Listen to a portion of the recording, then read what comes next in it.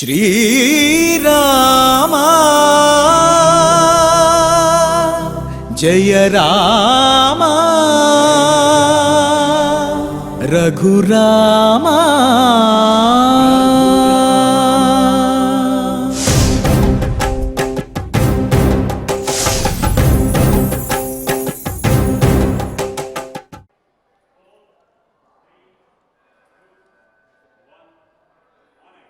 ओं नमो वेंकटेशाय। राम राम दया सिंधु रावणारे जगत्पते त्वत्पादकमलासक्ति भवेज्जन्मनि जन्मनि। ओ रामचंद्र, दयासमुद्र, రావణాంతక జగన్నాథ, నీ పాదములయందు మా ఆసక్తి అనేది ప్రతి జన్మలోనూ ఉండే విధంగా మమ్మల్ని అనుగ్రహించవయ్యా అని స్వామివారిని ప్రార్థిస్తూ, తద్రూపాంతరుడైనటువంటి శ్రీనివాసుని యొక్క అనుగ్రహంతో భక్తులందరూ, పిల్లలు అందరూ కూడా ఆయురారోగ్యాది సంపదలతోటి వర్ధిల్లాలి అని ఆకాంక్షిస్తూ, తిరుమల తిరుపతి దేవస్థానం వారు స్వామివారి సన్నిధిలో నిర్వహిస్తున్నటువంటి శ్రీమద్ రామాయణం బాలకాండ పారాయణ కార్యక్రమంలో నేటికి మనం 195వ రోజులో ప్రవేశించాము. మన బాలకాండ పారాయణ కార్యక్రమాన్ని శ్రీ గురు ధ్యానపూర్వకంగా సత్సంకల్పంతో మనందరము కలిసి ప్రారంభించుకుందాము. ఓం నమో వెంకటేశాయ. శ్రీ గురు ధ్యానం. గురుర్బ్రహ్మ గురుర్విష్ణు గురుర్దేవో మహేశ్వరః గురుః సాక్షాత్ పరం బ్రహ్మ తస్మై శ్రీ గురవే నమః. శ్రీనివాస ధ్యానం శ్రీవేంకటాచలాధీశం శ్రియాధ్యాసితవక్షసం శ్రితచేతనమందారం శ్రీనివాసమహం భజే. అథ సంకల్పః శ్రీమదాదివరాహ క్షేత్రే విరాజమానస్య శ్రీ పద్మావతీ జానేః అఖిలాండకోటి బ్రహ్మాండ నాయకస్య శ్రీరామచంద్ర రూపాంతరస్య భగవతః శ్రీ వెంకటేశ్వర స్వామినః సన్నిధౌ హనుమత్ సీతా లక్ష్మణ భరత శత్రుఘ్న పరివార సమేత శ్రీరామచంద్ర పరబ్రహ్మణః పరిపూర్ణానుగ్రహేణ అస్మిన్ భువనే అతిశీఘ్రమేవ విశూచికాక్రిమేః వినాశనార్థం భారతవర్షస్య అభివృద్ధౌ నిమగ్నానాం విద్యా విత్త వాణిజ్య కృషి వైద్య వైజ్ఞానిక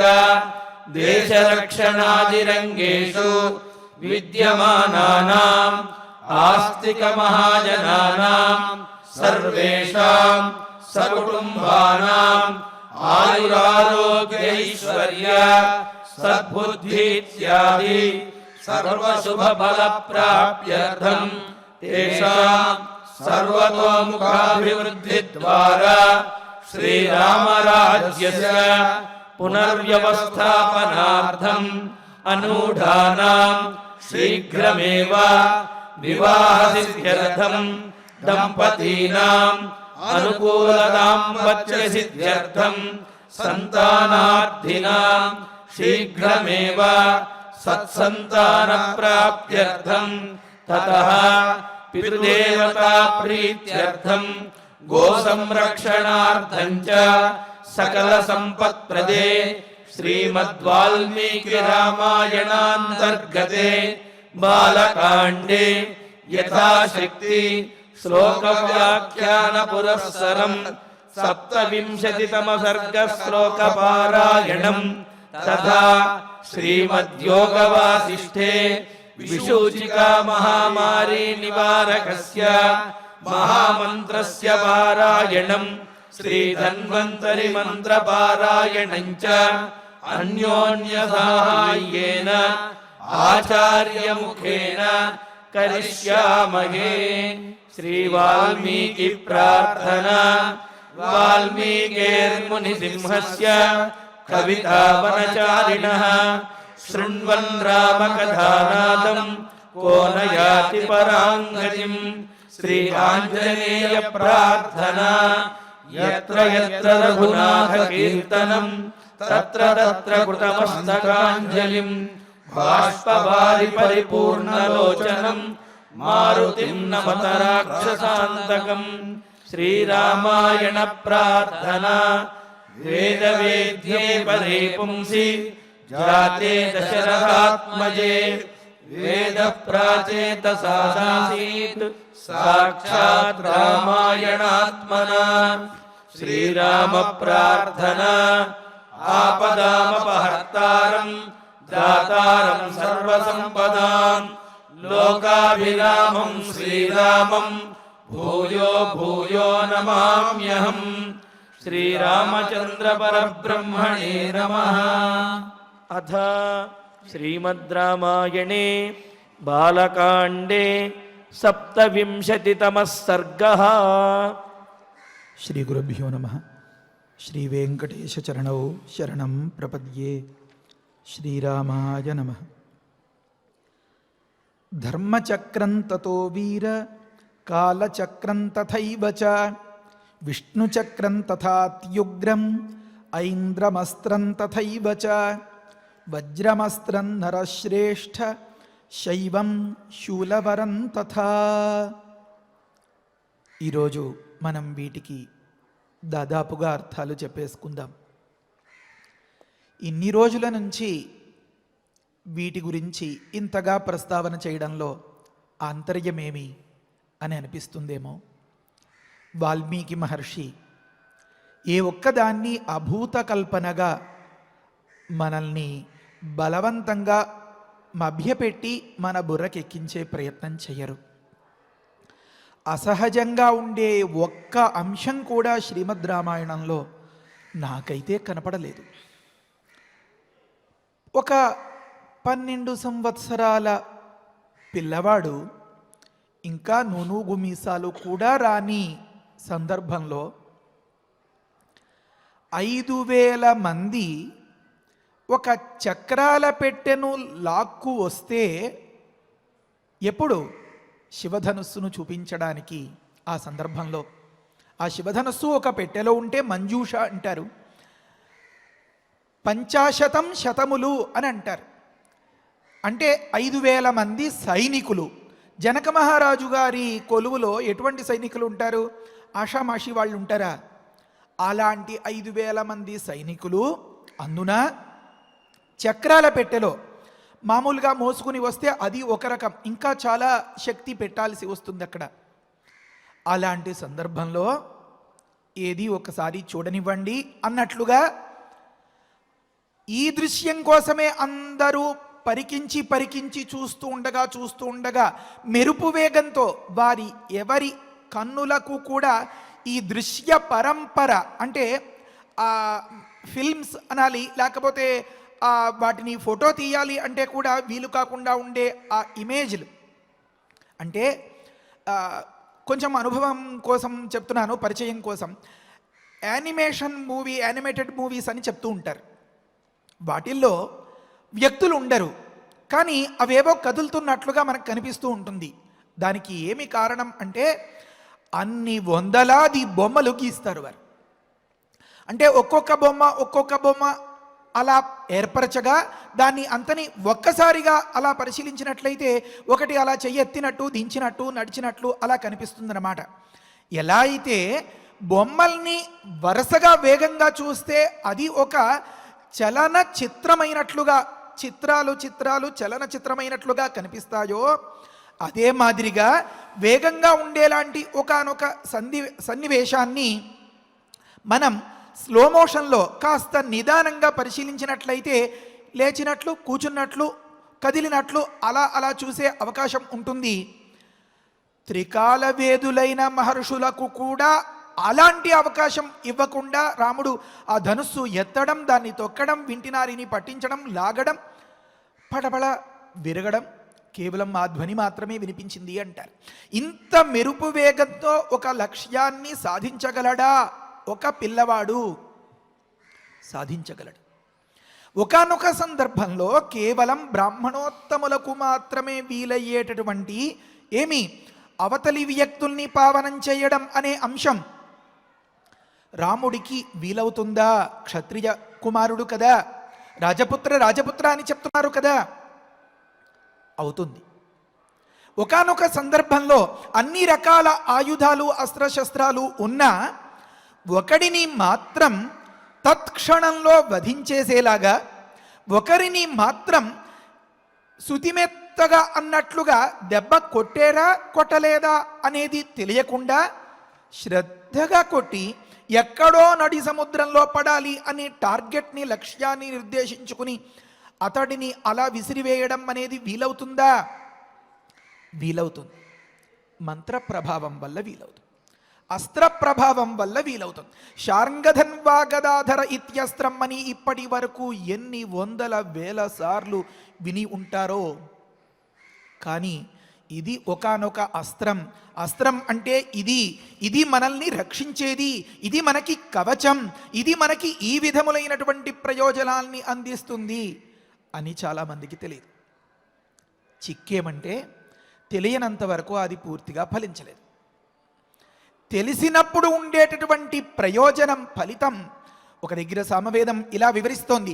యదేవ విద్యయా కరోతి అని మొదలుపెట్టి తదేవ వీర్యవత్తరం భవతి అని, యదేవ విద్యయా కరోతి శ్రద్ధయా ఉపనిషద అని మొదలుపెట్టిన మాట అన్నమాట. మనం చేసే పని మీద పూర్తి అవగాహన ఉండాలి. మనం నేర్చుకునేటటువంటి విద్య మీద, మనం అభ్యాసం చేసేటటువంటి ఆ ఉపాయం మీద మనకి పూర్తి అవగాహన, మంచి శ్రద్ధ, మంచి అపేక్ష ఉన్నప్పుడే అది వీర్యవత్తరం భవతి అని వేదం చెప్తోంది. ఇన్నిన్ని మంత్రాలు, ఇన్నిన్ని జపాలు, ఇన్నిన్ని తపస్సులు, ఇంతటి ఘోరమైనటువంటి కలికాలంలో ప్రపంచమంతా కూడా అనేక కాలం తీవ్రాతి తీవ్రములైనటువంటి పాపాలు చేసేస్తే కూడా ఎంత పాపం ఏర్పడుతుందో అంత పాపం ఒక్కసారి ఈ రామ అంటే పోతుంది అని పెద్దలు చెప్తున్నారు. అంటే పోవట్లేదే, కష్టాలు తప్పట్లేదే, కన్నీళ్లు ఆగట్లేదే. ఏమి కారణం? ఆ తహతహ లేదు, ఆ తపన లేదు. ఒకానొక పసిపిల్లవాడు, మనవరాలు వగైరా ఎవరో మంచిగా పురుడు పోసుకుని ఇంటికి వస్తారనుకోండి. ఆ తాతయ్య వచ్చి ఆ పిల్లవాళ్ళతో మాట్లాడుతూ ఉంటారు. ఎరా, తాతయ్యని చూడ్డానికి వచ్చేసేవా? ఇన్నాళ్ళు ఏమైపోయేవరా, ఎక్కడున్నావు అని ఏదో వగైరా వగైరా.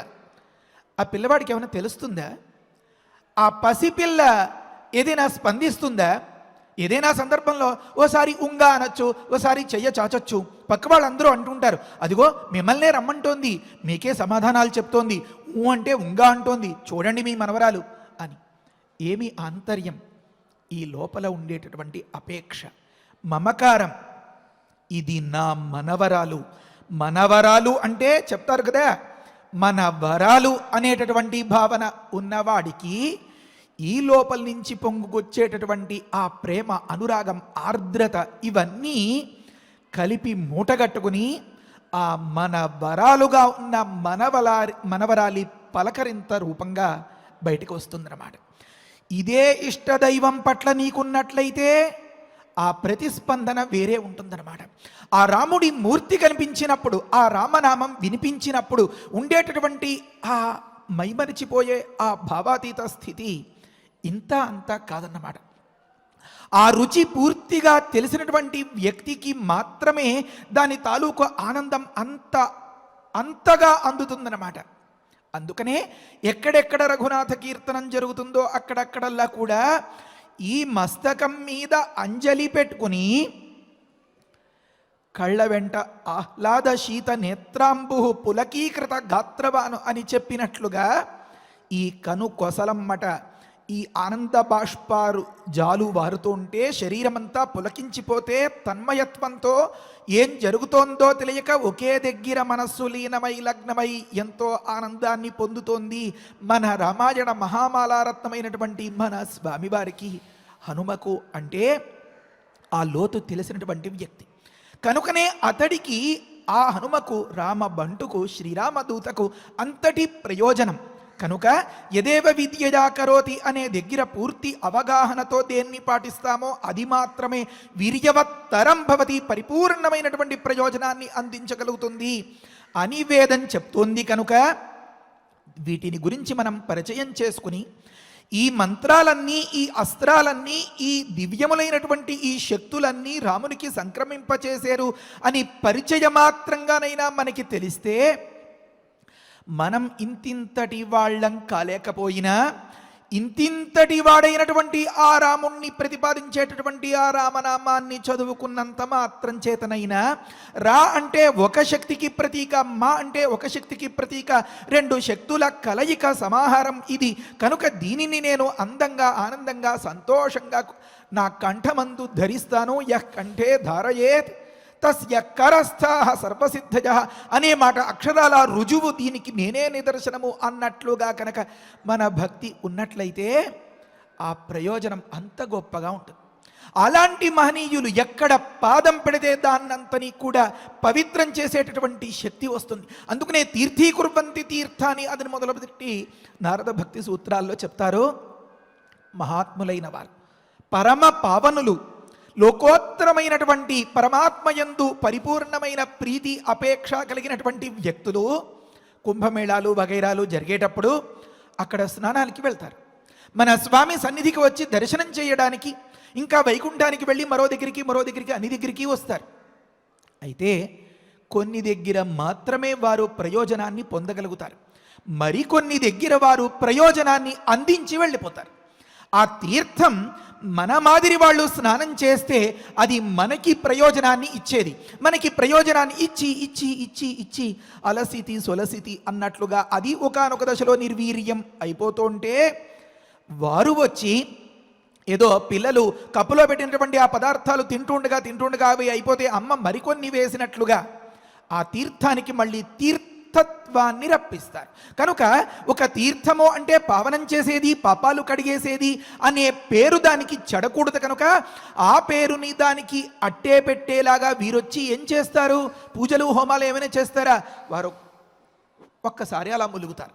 వారు అలా ములిగితే తీర్థీకుర్వంతి తీర్థాన్ని నారద మహర్షి చెప్తున్నారు.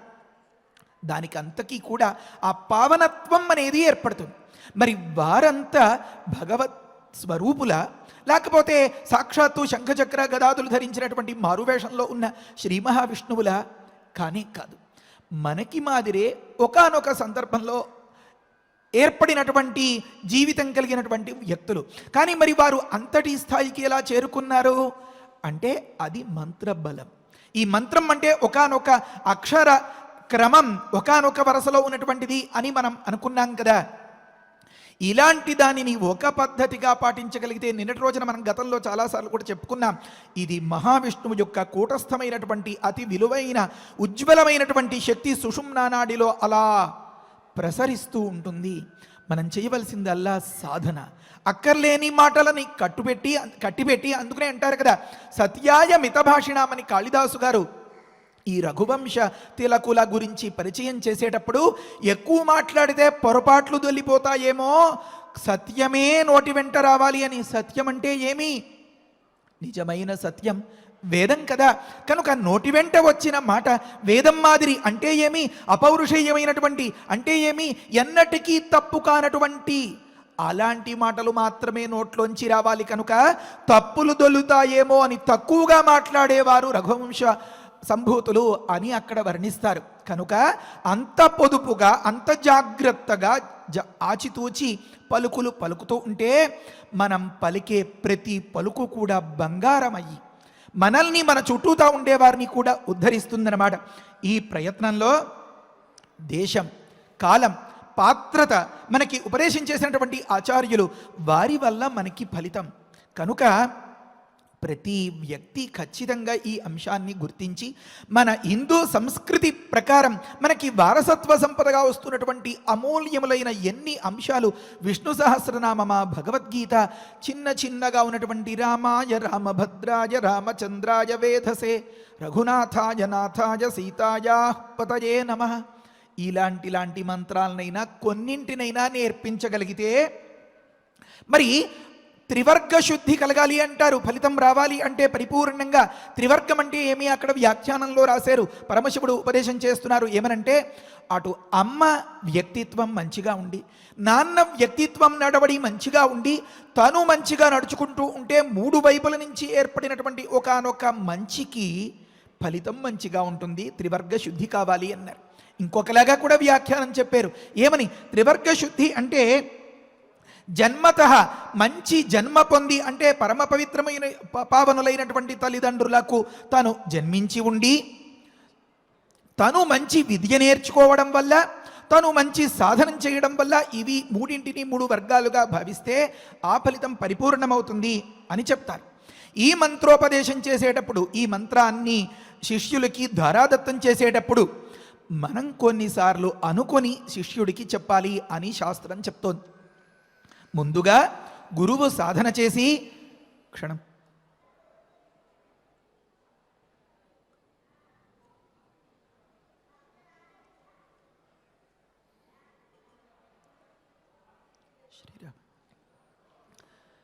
పురశ్చరణ చేసి ఆ తరువాత శిష్యులకి ధారాదత్తం చేయాలి. పురశ్చరణం అన్నదానికి అర్థం ఇదే. పురః అంటే ముందుగా, చరణం అంటే అతడు దాన్ని ఆమ్నానం చేసుకుని, ఆ దేవతని వశపరుచుకుని సిద్ధం చేసుకుని అవతల వ్యక్తికి అలా గిన్నెలోంచి గరిటెతో వడ్డిస్తున్నట్లుగా శిష్యుడికి వడ్డించాలన్నమాట. అలా పురశ్చరణ పూర్వకంగా ధారాదత్తం చేసినటువంటి ఆ గురువు దగ్గర నుంచి పొందినటువంటి ఆ మంత్రం పరిపూర్ణంగా ఫలించాలంటే మరికొన్ని అంశాలు ఏమి అంటే శిష్యుల యొక్క యోగ్యత. అలాంటి యోగ్యుడు కనిపించినటువంటి శిష్యుడు ఏర్పడిన సందర్భంలో మనం భాగవతంలో మాట కూడా అనుకున్నాం, సరహస్యంగా ఏకాస్త మర్మం దాచిపెట్టకుండా మొత్తం అంతని కూడా అలా సమర్పించేస్తాడట ఆ గురువు. అందుకనే శృతి ఒక దగ్గర చెప్తుంది, జాయేవపత్య ఉషతి సువాసాః. వీటిని పోల్చడానికి ఇంతకంటే వేరే మాట ఏం దొరకలేదు. శృతి మాతకే దొరకలేదంటే ఇంకా నాలాంటి వాడు ఏ పాటి. ఏమని? పరిపూర్ణమైనటువంటి ప్రేమానురాగాలు కలిగిన వల్లభుడైన ప్రియాతి ప్రియమైనటువంటి తన ఇంటాయన దగ్గర ఏకాస్త అరమరికలు లేకుండా, జాయా ఇల్లాలు పత్యా ఇవ, పతికి పెనిమిటి దగ్గర ఏ రకంగా ప్రవర్తిస్తుందో, ఉషతి కామయమాన సువాస, మంచి వస్త్రాలంకరణాది భూషితురాలై అతను మైమరిపిస్తూ మెప్పిస్తూ ఆ రకంగా సేవ చేస్తాయి ఈ దేవతలు. ఈ ఆచార్యుడు తనకు అందించినటువంటి ఈ శక్తులు ఇవన్నీ అలా అలా అక్కడక్కడ వర్ణిస్తారన్నమాట. కనుక వీటి గురించి పరిపూర్ణమైనటువంటి అవగాహనతో మనలో ఉండేటటువంటి లోపాలని సవరించుకుంటూ యోగ్యతను పెంచుకున్నట్లయితే, రాముడు విశ్వామిత్రుల దగ్గరికి వెళ్ళారా, విశ్వామిత్రుల వారు వెతుక్కుంటూ రాముడి దగ్గరికి వచ్చారా? గమనించండి, మన కోసం గురువులే వెతుక్కుంటూ వస్తారు, తట్టి లేపుతారు, లేపి కూర్చోబెట్టి కళ్ళు నొలుపుకుంటూ ఉండేటటువంటి మత్తులో ఉన్నా సరే, నేను చిన్న మాట వినమ్మా, నేను చెప్పేది కాస్త శ్రద్ధగా వినమ్మా అని చెప్తూ ఉంటారన్నమాట. ఒకానొక తండ్రి పిల్లవాడికి ఒకానొక ప్రాబ్లంని ఎక్స్ప్లెయిన్ చేసేటప్పుడు, దాని పేరే ప్రాబ్లం, అదే పిల్లల ప్రాబ్లం అంటే ఒకానొక లెక్కని విశ్లేషించి వివరించేటప్పుడు వీడు కాస్త చిటికలేసి ఇంకా అప్పుడే లేచేయడమో, అమ్మా ఈవేళ పచ్చట్లో కొబ్బరికాయల్లో 2 పచ్చిమిరపకాయలు ఎక్కువ వెయ్యి అని చెప్పాడు అనుకోండి, అతడికి యోగ్యత లేనట్లు. మరి అలాంటి చిత్త విక్షేపం ఇంకా నిద్రముఖంతో ఉన్న సందర్భంలోనే తర్వాత పలహారం గురించి, పలహారంలో చట్నీలో 2 పచ్చిమిరపకాయల గురించి ఆలోచిస్తున్నాడు అంటే అతడిలో సాధన తక్కువై. మరి అతన్ని ఏ వైద్యుడి దగ్గరికి తీసుకెళ్ళి మనం వైద్యం చేయించగలుగుతాం? ప్రతి తల్లి తండ్రి ఎంతో గొప్పగా కోరుకుంటూ ఉంటారు, ఎంతో దిగులుగా ఉంటారు ఈ అంశాల్లో. మా వాడు ఇలా చూస్తే పట్టేస్తాడండి కానీ చూడడండి, మా వాడు చదివితే వచ్చేస్తుందండి కానీ చదవడండి, మా వాడు 10 నిమిషాలు స్థిరంగా ఓ దగ్గర ఎక్కడా మనస్సు పెట్టలేడండి, అటు భగవంతుడి దగ్గరైనా ఇటు చదువు మీదైనా మరో దగ్గరైనా మా వాడికి చిత్త విక్షేపం ఎక్కువండి, ఏవో ఆటలు పాటలు ఆ గేమ్స్ అంటూ అలా పోతూ ఉంటాడండి. ఇలా వీడిని కాచుకుంటూ ఎన్నో సుఖాలు సంతోషాలు అన్నింటినీ త్యాగం చేసేసి ఈ పిల్లవాడి చుట్టూ తానే ఎప్పుడు మనస్సు తిరుగుతూ ఉండేటటువంటి సందర్భాలు లోకంలో ఎన్నో. అంటే వారిని ఏ వైద్యుడి దగ్గరికి తీసుకెళ్ళి మనం వైద్యం చేయగలుగుతాం అంటే ఈ ప్రపంచంలో ఉన్నటువంటి ఒకే ఒక్కడు వైద్యుడు. అందుకనే శ్రీరుద్రంలో ఒక దగ్గర అంటారు, యథా నర్వమిజ్జగదయక్ష్మగో సుమనా అసత్ అధ్యవోచదధివక్త ప్రథమో దైవ్యో భిషకు. భిషకు అంటే వైద్యుడు, మన పరమాత్మ. ఒకలా చూస్తే పరమశివుడు చంద్రశేఖరుడు కావచ్చు, ఒకలా చూస్తే చంద్రశేఖరుడికి అంతటి స్థాయి కల్పించింది రాముడి వల్ల అని చెప్పుకుంటూ ఉంటాడు కనుక మన రాముడు అని భావించవచ్చు. మనలో మాత్రం ఆ భేదం ఏకాస్త అక్కర్లేదన్నమాట. కనుక ఏతస్య స్మరణమాత్రేణ సర్వరోగోపశమనాతు అయం చికిత్సకః భాష్యం రాస్తారు. కనుక మన రాముడు గొప్ప చికిత్సకుడు. కనుక శ్రీరాముణ్ణి ఎవరైతే ఆరాధిస్తారో, ఆ నామం ఎవరైతే జపం చేస్తారో వారికి ఆ చిత్త విక్షేపాలన్నీ దూరమైపోతాయి. కనుక ఆపదాం అపహర్తారం రామాయ రామభద్రాయ శ్రీరామ రామ రామేతి ఏకాస్తైనా ఏదైనా మీకు ఎలా నచ్చితే అలా. దాశరథి అంటే ఇష్టమా? కౌసల్యా సుప్రజారామ అంటే మీ మనస్సుకి నచ్చుతుందా? సీతాయా పతయే నమః అంటే మీరు మెచ్చుకుంటారా? మీకు ఎలా తోస్తే అలా. నామ సంకీర్తనాత్ ఇష్టాతు దహ్యంతే బహుపాతకా. మీ అభిరుచిని అనుసరించి నేను అన్నట్లుగా, నేను టీవీ ముందు అన్నం తింటాను, పిల్లవాడు అడగచ్చు అమ్మని, సరేనా అన్న. నేను గోడ దగ్గర తింటాను, స్నేహితులతో మాట్లాడుతూ తింటాను, తర్వాత తింటాను, ఇప్పుడు అప్పుడు ఏ రకంగా అయినా సరే ఏదో ఒక రకంగా కడుపు నింపాలి అని అమ్మ చూస్తూ ఉంటుంది కదా. ఆ మాదిరిగా స్వామి మనం రకరకాల పిచ్చి వేషాలు వేస్తూ ఉన్నా ఏదో ఒక రకంగా ఈ పిచ్చి కుదిర్చి వీడిని ఒకదారిలోకి తెచ్చి తనంతటి వాడిగా మార్చి ఉద్ధరించాలి అని తను దిగి వచ్చిన పాత్ర మన రాముడు. కనుక ఆ రామనామం యొక్క వైభవాన్ని గొప్పగా ప్రకటించడం కోసం వాల్మీకి మహర్షి దీన్ని అంతని ఉపదేశం చేస్తున్నారన్నమాట. దీని గురించి మనం ఖచ్చితంగా మూలాల్ని అన్వేషిస్తామని మహర్షికి తెలుసు. ఆ మూలాల్ని అన్వేషించినప్పుడు అవి విపరీతంగా వర్ణించబడుతున్నాయి. శోషయ అన్నదానికి యశశో అని అంటున్నారంటే ఇవన్నీ ఇంత విలువైనవి, వీటిని ఉన్నది ఉన్నట్లుగానే లోకంలో ప్రయోగించేసేస్తారేమో, ఆగి పరిశీలించి తరచి చూస్తే తప్ప ఇవి అంతగా అర్థం కాకుండా కాస్త డిసేబుల్ చేసినట్లుగా వీటిని మనం అలా అంతగా ప్రచారం కాకుండా వీటిని నిక్షిప్తం చేయాలి రహస్యంగా అని చెప్పి ఉన్నటువంటి వాటిని పరిశీలిస్తే ఎందుకు ఇలా చెప్పారు అని మనం ఆలోచిస్తే తిరగేసి ఉన్నది ఫలించదు. కనుక ఫలించకపోవడం ఎందుకు కావాల్సి వచ్చిందంటే అది ఫలించడం మొదలుపెట్టిందంటే చేతకాని వాళ్ళ ప్రయోగం వల్ల విపరీత ఫలాల్ని ప్రమాదాల్ని ఇస్తుంది. కనుక ప్రమాదము అనే ఫలితానికి విపరీతమేమి?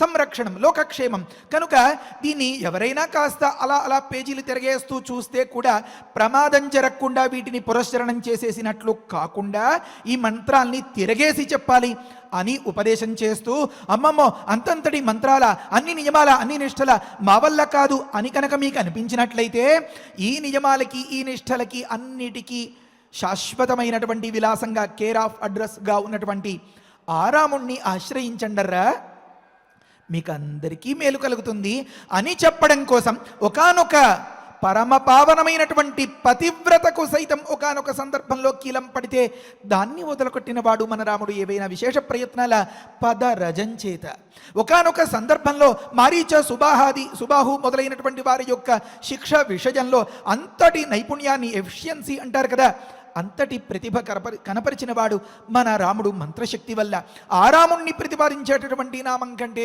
మనకి వేరొక మంత్రమేముంది లోకంలో అని చెప్పడం కోసం, ఆరామ కథ కంటే మిగిలినటువంటి కథలు లోకంలో ఏమున్నాయి మనల్ని ఉద్ధరించేవి అని చెప్పడం కోసం మరి అహల్య శాపోద్ధారం కానీ, మరి సీతమ్మ పరిణయం, ఆ పరిణయ సందర్భంలో పెట్టినటువంటి ఆ పణాన్ని నెగ్గడం, ఇవన్నీ ఇంకా చాలా అద్భుతములైనటువంటి అంశాలన్నీ ముందుకు వస్తాయి. ఎంతో మానసిక స్థైర్యంతో సీతమ్మ వారు దూరమైన సందర్భంలో కూడా ఏదో ప్రమాదానికి అఘాయిత్యానికి ఓడిగట్టకుండా రామయ్య గట్టిగా నిలబడి కర్తవ్యం ఏమాత్రం విడిచిపెట్టకుండా సుగ్రీవుడితో మైత్రి చేసుకుని ధర్మం తప్పకుండా, ధర్మం తప్పిన వాలిని ఎంతో నైపుణ్యంతో చాలా జాగ్రత్తగా శిక్షించి, ఇవి 1, 2 అనేముంది మనం చెప్పుకోవడానికి రోజులు చాలవు, మాటలు లేవు. ఎందుకు ఇంత సత్తా సంపాదించుకోగలిగాడు మన రాముడు? మంత్రబలం వల్ల. ఈ అస్త్రాల్లో శస్త్రాల్లో ఉండేటటువంటి ఆ భావాలు పరిశీలిస్తే ఆహా అద్భుతం అనిపిస్తుంది. ఇవి మన దైనందిన జీవితంలో కూడా ఈ విషయాలన్నీ చాలా అవసరం. ఒక సందర్భంలో అవతలి వారిని సమ్మోహం చేయడం, ఒక సందర్భంలో అవతలి వారిని వశీకరణం చేయడం. సమ్మోహనానికి వశీకరణానికి కొద్దిగా భేదం ఉంటుంది. తరువాత ఒక సందర్భంలో వారిని భేదించడం, శత్రు భేదం అంటారన్నమాట. వారిని వర్గీకరించినట్లుగా మన వాళ్ళు చెప్తూ ఉంటారు కదా, డివైడ్ అండ్ రూల్ అంటూ ఉంటారు కదా. అంటే శక్తులు సంఘటితంగా ఉన్నప్పుడు, వారిని మనం ఎదుర్కోలేనప్పుడు కొంతమంది రాజకీయ యుక్తితో చేసేటటువంటి పని ఏమి అంటే, అవతలి వారిలో కనుక చీలికలు రప్పించగలిగినట్లయితే మనం వారిని విడివిడిగా అవలీలగా గెలిచేయచ్చు అని చాణక్యుడు చెప్తారు. కామందక నీతి శాస్త్రం వీటన్నింటిలో ఈ రాజనీతి చాలా విపులంగా ఉంటుంది. కనుక అలాంటి ఫలితాలన్నింటినీ ఇచ్చేవి ఈ అస్త్రశస్త్రాలు. అవన్నీ మంత్రరూపములు. ఒక దగ్గర ప్రార్థిస్తే దివ్యమంగళ స్వరూపాలై రాముల వారికి సాక్షాత్కరించాయి అని తరువాతి కథలో మనకి వివరిస్తారు. కనుక సూక్ష్మంగా వాల్మీకి మహర్షి చెప్పినటువంటి ఆ మాటల్ని మనం కాస్త పరిశీలిద్దాం.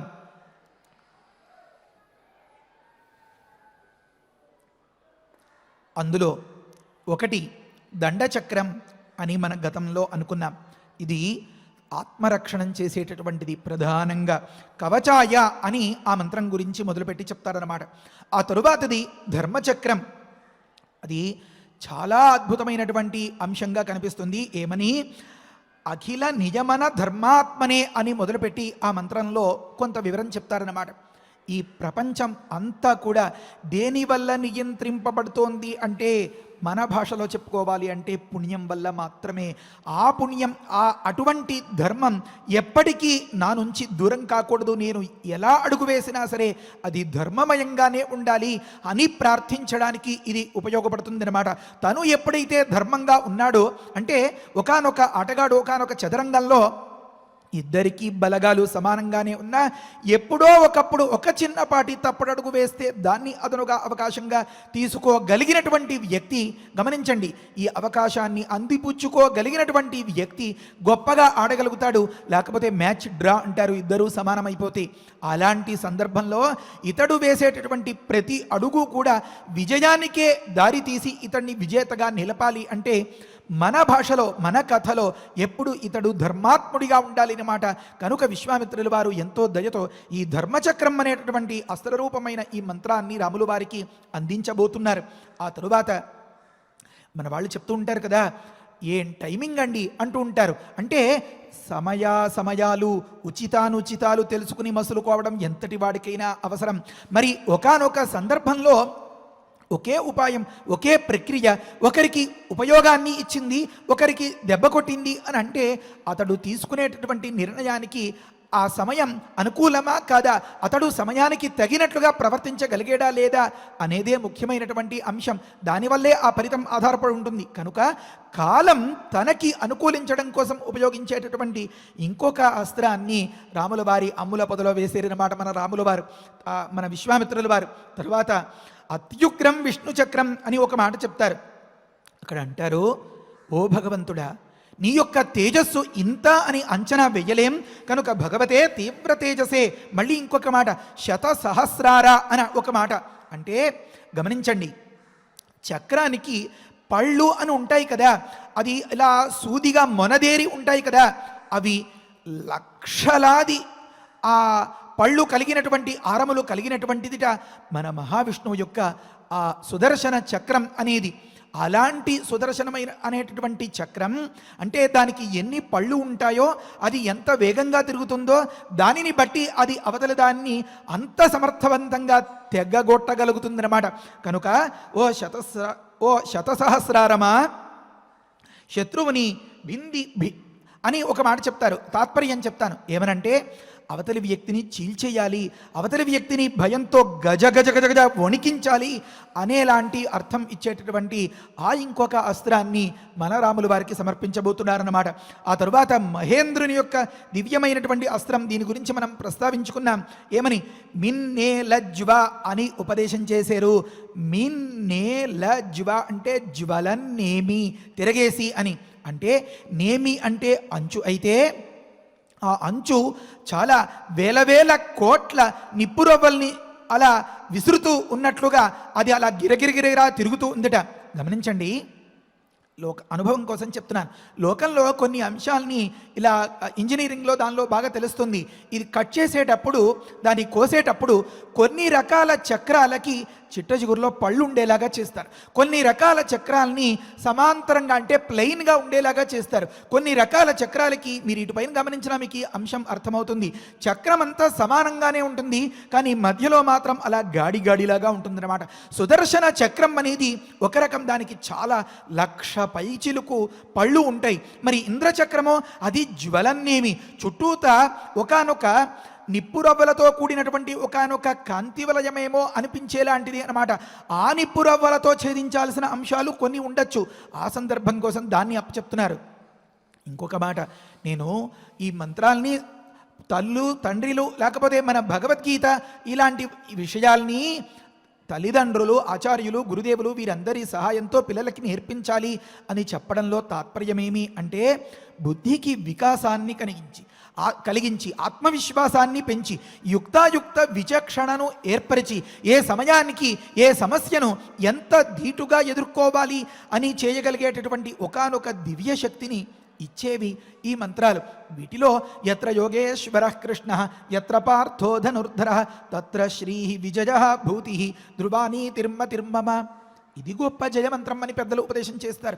ఆపదలను పోగొట్టేది ఆపదామపహర్తారం అంటారు. సహస్రనామ ఫలితం ఇచ్చేది శ్రీరామరామ. ఈ మాటలు చెప్తూ ఉంటారు కదా.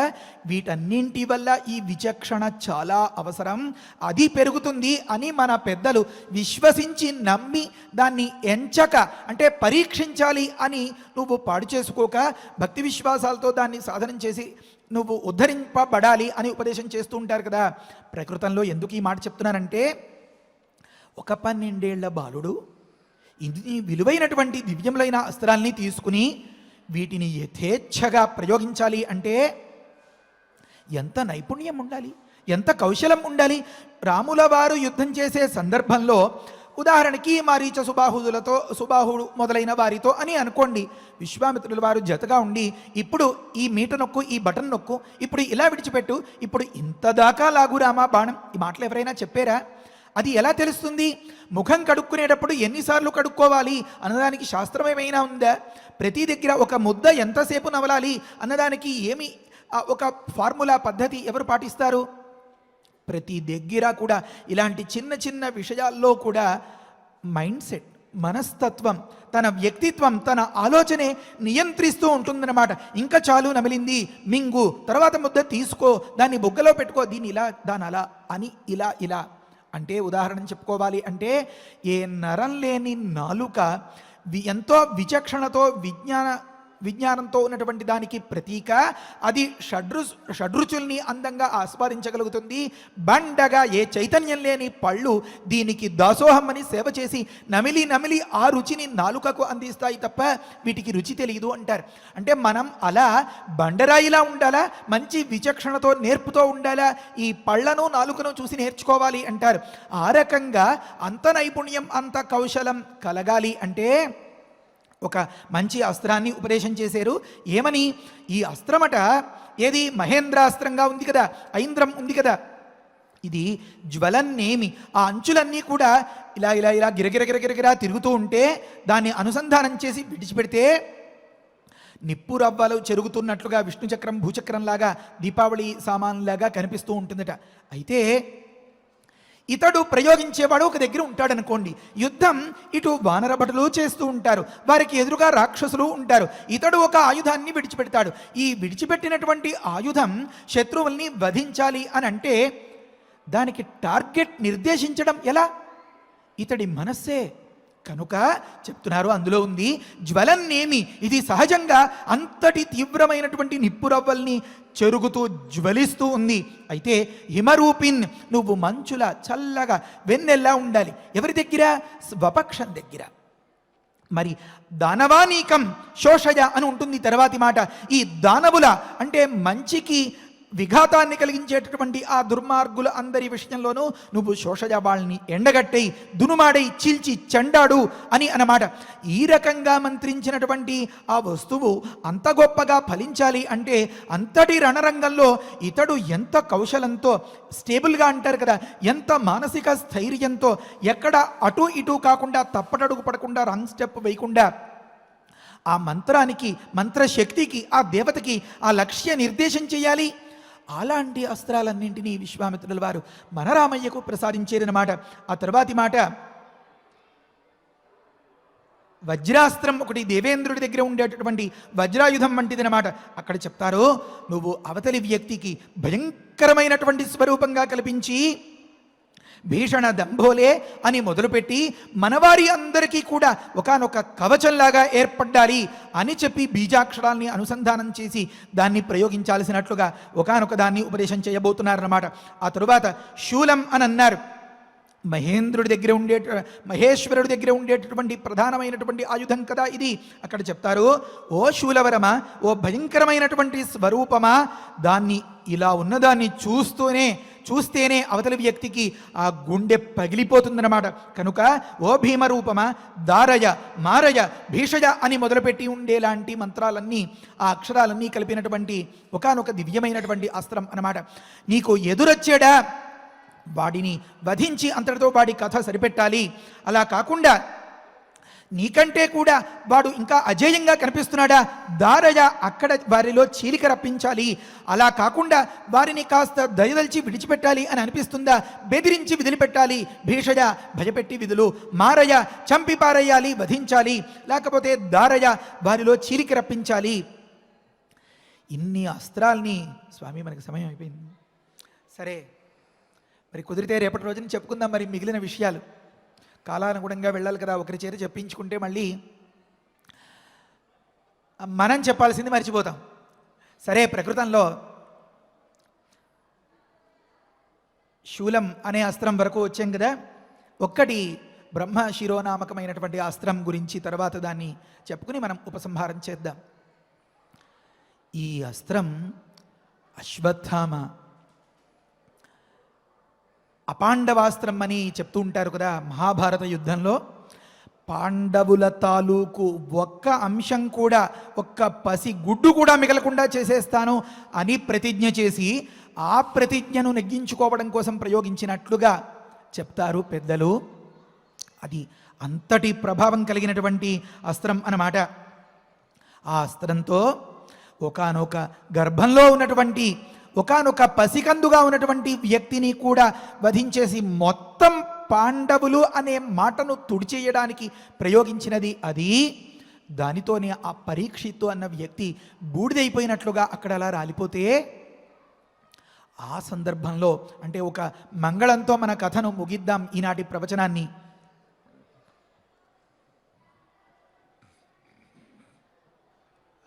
శ్రీరామ శ్రీరామ. అంతటి ప్రభావం కలిగినది ఆ బ్రహ్మశిరోనామకమైనటువంటి అస్త్రం. అయితే దాన్ని ప్రయోగిస్తే దాన్ని అడ్డుకోగలిగిన శక్తి లోకంలో లేదు అప్పటికి. మరి పరీక్షిత్తు ఎలా అవతరించారు, భాగవతం కథ అంతా ఎలా గడిచింది అంటే, పెద్దలంతా కలిసి సమావేశమయ్యి, అయ్యయ్యో, ఉన్న ఒకానొక్క వారసుడికి ఇంతటి పరిస్థితి వచ్చేసిందే, ఇంకా వంశం నిలబడే పరిస్థితి లేదే అని చెప్పి కుంతీదేవి వీరందరూ వాపోయి, ఎవరైతే నైష్ఠికమైనటువంటి బ్రహ్మచర్యంతో ఉన్నవారు ఉన్నారో వారు పాదాన్ని కనుక తాకించినట్లయితే ఈ బూడిద మళ్ళీ పునరుజ్జీవింపబడుతుంది అని ఉపదేశం చేస్తే అని అనుకుంటే చిట్ట చివరికి అలా తీర్మానం చేశారట. సంక్షిప్తంగా 3 మాటల్లో చెప్తున్నాను నేను. అప్పుడు ఎవరికి వారే ఈ బ్రహ్మచర్యం గురించి సందేహంలో పడిపోయారట. ఒకరి ముఖాలు ఒకరు చూసుకుంటే అందరి ముఖాలు వాడిపోయే ఉన్నాయి. ఎందుకు? బ్రహ్మచర్యం అంటే అంత కష్టం కనుక. అదేమిటండి, అక్కడ ఉన్నవారందరూ గృహస్థులు చాలామంది కదా, అందరూ బ్రహ్మచారులేనా అంటే, ఒకానొక పద్ధతిలో ఉన్నటువంటి గృహస్థులు కూడా బ్రహ్మచారులే అని శాస్త్రం చెప్తోందన్నమాట. కాలంలో తన ఇల్లాలితో మాత్రమే తను సంతోషాన్ని పొందిన సందర్భాల్లో అతడికి ఆ బ్రహ్మచర్య శక్తి ఎక్కడికి పోదు అని ఇలా ఎవరికి వారే వెనక్కి తగ్గిపోతూ తలలు వాల్చేస్తూ ఉంటే, అయ్యో, నా వంశ వారసుణ్ణి బతికించేటటువంటి అవకాశమే లేదా అని కుంతీదేవి వాపోతున్న సందర్భంలో శ్రీకృష్ణ పరమాత్మ వచ్చి అతడిని తాకి, ఆ భస్మను తాకి తిరిగి పునరుజ్జీవింపచేశాడు అని పెద్దలు చెప్పగా విన్నాను నేను. ఆ సందర్భంలో అంటారు, 16,000 గోపికలు, భార్యలు, రుక్మిణమ్మ మొదలుపెట్టి అలా లెక్క పెడితే కొన్ని కోట్ల మందితో రాసలీలలు ఆడినటువంటి మహనీయుడు పరమాత్మ, కృష్ణ పరమాత్మ. అలాంటి పరమాత్మ బ్రహ్మచారి అని ఎక్కడ నిరూపింపబడింది, ప్రూవ్ అయింది అంటే ఆ తీర్మానానికి కట్టుబడినట్లుగా ఆ వ్యక్తి పరీక్షిత్తు తిరిగి పునరుజ్జీవనాన్ని పొందడం అనే సందర్భాన్ని బట్టి. దీన్ని బట్టి మనం గమనించాల్సిన అంశం ఏమి అంటే కృష్ణ పరమాత్మ చెప్పినట్లుగా లోక సంగ్రహమేవాపి అని కదా ఉపదేశం చేస్తారు. ఎప్పుడు మనం చేయవలసినటువంటి ధర్మాన్ని సాధన చేస్తూనే ఉండాలి. దాని అవసరం ఎప్పుడు ఏ రకంగా వస్తుందో మనకి రావచ్చు, పరులకి రావచ్చు. పరుల్ని ఉద్ధరింపచేస్తే ఆ వ్యక్తికి ప్రాణం పెడితే ప్రాణం పెట్టినటువంటి ఆ వ్యక్తి జీవిత కాలం అంతా కూడా ప్రాణాది ప్రాణంగా యువతలి వ్యక్తిని తలవడ మనం అనుకోకుండా కూడా ఎక్కడెక్కడైనా అడుగుపెట్టి అక్కడలా శ్రీరామ శ్రీరామ అనుకుంటూ సంచారం చేస్తూ ఉండే సందర్భంలో అవన్నీ పావనములు కావా? మరి ఈ అస్త్రశస్త్రాలన్నింటినీ కూడా అందిపుచ్చుకున్నటువంటి ఆ రాముణ్ణి మనం మనసారా అనునిత్యం ప్రార్థిద్దాం, అనుసరిద్దాం. హరయే నమః. స్వస్తి. పారాయణ చేద్దాము. ధర్మచక్రం తతో వీర, ధర్మచక్రం తతో వీర, కాలచక్రం తథైవ చ, కాలచక్రం తథైవ చ, విష్ణుచక్రం తథాత్యుగ్రం, విష్ణుచక్రం తథాత్యుగ్రం, ఐంద్రమస్త్రం తథైవ చ, ఐంద్రమస్త్రం తథైవ చ, వజ్రమస్త్రం నరశ్రేష్ఠ, వజ్రమస్త్రం నరశ్రేష్ఠ, శైవం శూలవరం తథా, శైవం శూలవరం తథా, అస్త్రం బ్రహ్మశిరశ్చైవ, అస్త్రం బ్రహ్మశిరశ్చైవ, ఐషీకమపి రాఘవ, ఐషీకమపి రాఘవ, దదామి తే మహాబాహో, దదామి తే మహాబాహో, బ్రాహ్మమస్త్రమనుత్తమం, బ్రాహ్మమస్త్రమనుత్తమం, గదే ద్వే చైవ కాకుత్స్థ, గదే ద్వే చైవ కాకుత్స్థ, మోదకీ శిఖరీ ఉభే, మోదకీ శిఖరీ ఉభే, ప్రదీప్తే నరశార్దూల, ప్రదీప్తే నరశార్దూల, ప్రయచ్ఛామి నృపాత్మజ, ప్రయచ్ఛామి నృపాత్మజ, ధర్మపాశమహం రామ, ధర్మపాశమహం రామ, కాలపాశం తథైవ చ, కాలపాశం తథైవ చ, పాశం వారుణమస్త్రం చ, పాశం వారుణమస్త్రం చ, దదామ్యహమనుత్తమం, దదామ్యహమనుత్తమం, అశనీ ద్వే ప్రయచ్ఛామి, అశనీ ద్వే ప్రయచ్ఛామి, శుష్కార్ద్రే రఘునందన, శుష్కార్ద్రే రఘునందన, దదామి చాస్త్రం పైనాకం, దదామి చాస్త్రం పైనాకం, అస్త్రం నారాయణం తథా, అస్త్రం నారాయణం తథా, ఆగ్నేయమస్త్రం దయితం, ఆగ్నేయమస్త్రం దయితం, శిఖరం నామ నామతః, శిఖరం నామ నామతః, వాయవ్యం ప్రధనం నామ, వాయవ్యం ప్రథమం నామ, దదామి చ తవానఘ, దదామి చ తవానఘ, అస్త్రం హయశిరో నామ, అస్త్రం హయశిరో నామ, క్రౌంచమస్త్రం తథైవ చ, క్రౌంచమస్త్రం తథైవ చ, శక్తిద్వయం చ కాకుత్స్థ, శక్తిద్వయం చ కాకుత్స్థ, దదామి తవ రాఘవ, దదామి తవ రాఘవ. ఇత్యార్షే శ్రీమద్ రామాయణే శ్రీమద్ రామాయణే బాలకాండే బాలకాండే సప్తవింశతితమే సర్గే సప్తవింశతితమే సర్గే సప్త శ్లోకాః. సప్తశ్లోకాః. ఈ 7 అస్త్రములు కూడా అంటే ఈ 7 శ్లోకములలో చెప్పినటువంటి అస్త్రములు కూడా దైవికమైనటువంటి అస్త్రములు కావున వాటిని ఒక రకంగా మనం పారాయణ చేసుకుంటున్నాము. ఇక్కడ ఈ రమ్యమైనటువంటి ప్రవచనంలో విశ్వామిత్రుల వారు రామచంద్రమూర్తికి అస్త్రములన్నింటినీ కూడా సమర్పిస్తున్నారు. ఈ సందర్భంలో మనం ఉన్నాం. అయితే యుద్ధంలో యోధుడికి ఉండవలసినది శారీరకమైనటువంటి దృఢత్వము, మానసికమైనటువంటి స్థైర్యము, ధైర్యము అని అంటాం. అయితే వీటన్నింటితో పాటుగా మంత్రోపాసన అనేది తప్పనిసరిగా ఉండాలి. అతిరథులు మహారథులు అని చెబుతూ ఉంటారు. అర్జునుడు మొదలైనటువంటి వారు, అర్జునుడు, అశ్వత్థామ, ద్రోణాచార్యుడు, కర్ణుడు, ఇటువంటి వారందరినీ కూడా మనం అతిరథులు మహారథులు అని చెప్పి కీర్తిస్తూ ఉంటారు. అయితే వారికి ఆ శక్తి ఎలా వచ్చింది అంటే అస్త్రముల ద్వారానే వచ్చింది. ఒకేసారి కొన్ని వేల మందిని ఒకేసారి ఎదుర్కోగలిగినటువంటి శక్తి కేవలము శారీరకమైనటువంటి దృఢత్వం ద్వారానో మానసికమైనటువంటి ధైర్యం ద్వారానో మాత్రమే కాదు, మంత్రోపాసనతోటే వారు వాటినన్నిటినీ కూడా సిద్ధింపజేసుకోగలిగారు. మంత్రోపాసనతో పాటుగా ధర్మాచరణ కూడా ఉన్నటువంటి వారు ఆ మంత్రోపాసనల యొక్క పరిపూర్ణమైనటువంటి ఫలితాన్ని పొందగలిగారు. ఆ ధర్మాచరణ లేనటువంటి వారు వాటి యొక్క ఫలితాన్ని కూడా పరిపూర్ణంగా పొందలేకపోయారు. అందుకనే చూడండి, ధర్మాచరణ, మంత్రోపాసన, ఏకాగ్రత, దేవతానుగ్రహము ఎవరికైతే ఉన్నదో వారు మాత్రమే విజయాన్ని పొందగలిగారు. వారే మహారథులుగా, అతిరథులుగా వారు కీర్తించబడ్డారు.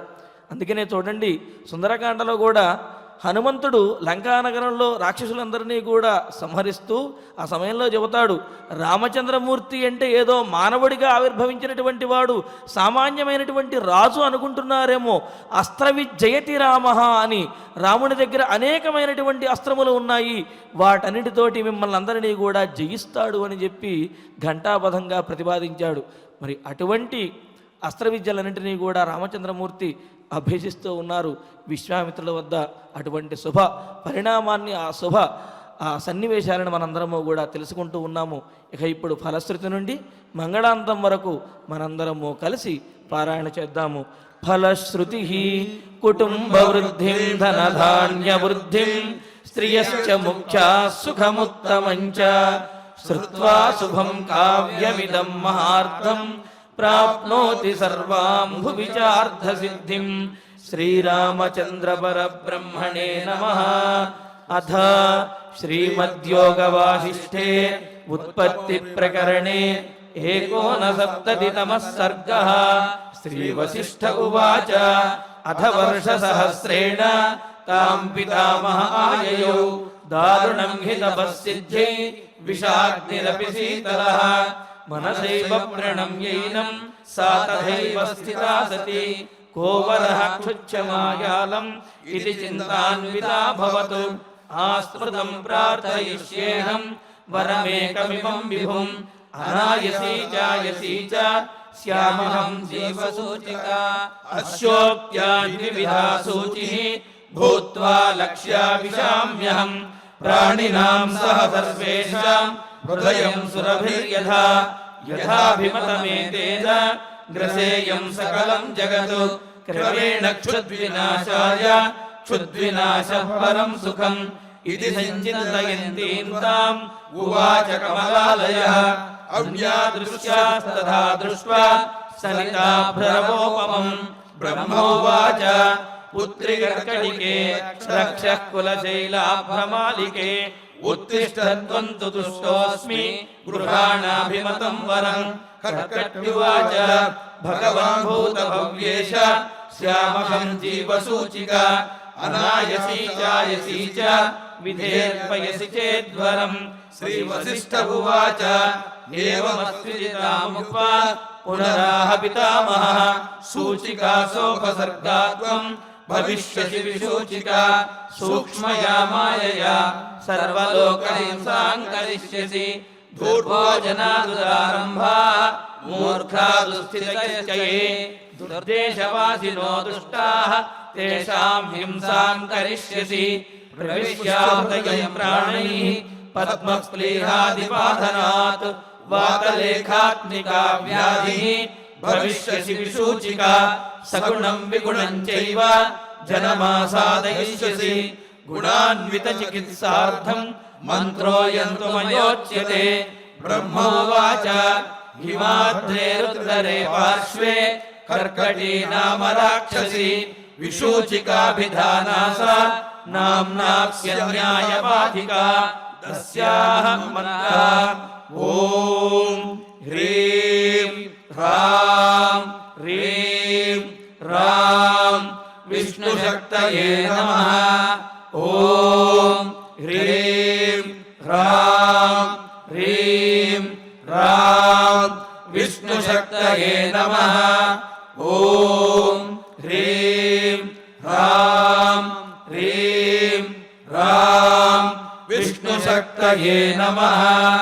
ఓం नमो भगवती विष्णुशक्तिमेनाम् ॐ हर हर नय नय पच पच मथ मथ उत्सादय उत्सादय दूरे कुरु स्वाहा हिमवन्तं गच्छ जीव सह सह सह चन्द्रमण्डलगतोऽसि स्वाहा ॐ नमो भगवती विष्णुशक्तिमेनाम् ॐ हर हर नय नय पच पच मथ मथ उत्सादय उत्सादय दूरे कुरु स्वाहा हिमवन्तं गच्छ जीव सह सह सह चन्द्रमण्डलगतोऽसि स्वाहा ॐ नमो भगवती विष्णुशक्तिमेनाम् ॐ हर हर नय नय पच पच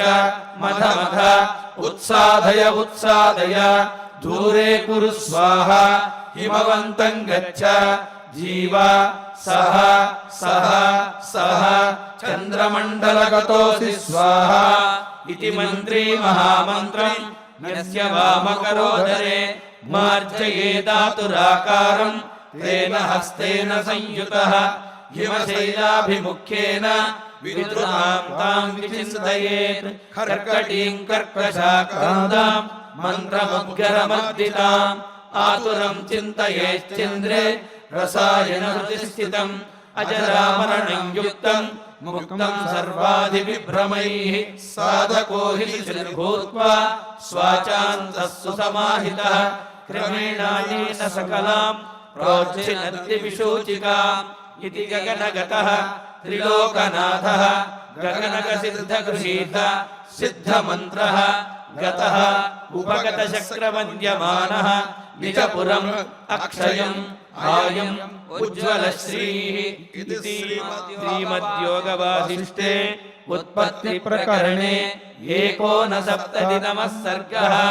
अथ धन्वन्तरिध्यानम् अच्युतानन्द गोविन्द विष्णो नारायणामृत रोगान्मे नाशयाशेषान् आशु धन्वन्तरे हरे आरोग्यं दीर्घमायुष्यं बलं तेजोधियं श्रियं स्वभक्तेभ्योऽनुगृह्णन्तं वन्दे धन्वन्तरिं हरिं धन्वन्तरेरिमं श्लोकं भक्त्या नित्यं पठन्ति ये अनारोग्यं न तेषां स्यात् सुखं जीवन्ति ते चिरम् ॐ नमो भगवते वासुदेवाय धन्वन्तरये अमृतकलशहस्ताय वज्रजलौकहस्ताय सर्वामयविनाशनाय त्रैलोक्यनाथाय महाविष्णवे स्वाहा ॐ वासुदेवाय विद्महे सुधाहस्ताय धीमहि तन्नो धन्वन्तरि प्रचोदयात्। अथ नवग्रह प्रार्थना आरोग्यं पद्मबन्धुर्वितरतु नितरां सम्पदं सीतरश्मिः भूलाभं भूमिपुत्रः सकलगुणयुतां वाग्विभूतिं च सौम्यः सौभाग्यं देवमन्त्री रिपुभयशमनं भार्गवः शौर्यमार्गिः दीर्घायुः सैन्मिकेयः विपुलतरयशः केतुः आचन्द्रतारम् अरिष्टानि प्रणश्यन्तु दुरितानि भयानि च शान्तिरस्तु शुभं मेस्तु ग्रहाः कुर्वन्तु मङ्गलम्। अथ क्षमा प्रार्थना यदक्षरपदभ्रष्टं मात्राहीनं च यद्भवेत् तत्सर्वं क्षम्यतां देव नारायण नमोऽस्तु ते। अथ भगवत्समर्पणं कायेन वाचा मनसेन्द्रियैर्वा बुद्ध्यात्मना वा प्रकृते स्वभावात् करोमि यद्यत् सकलं परस्मै नारायणायेति समर्पयामि। अथ मङ्गलं श्रियकान्ताय कल्याणनिधये निधयेद्धिनां श्रीवेङ्कटनिवासाय श्रीनिवासाय मङ्गलम्।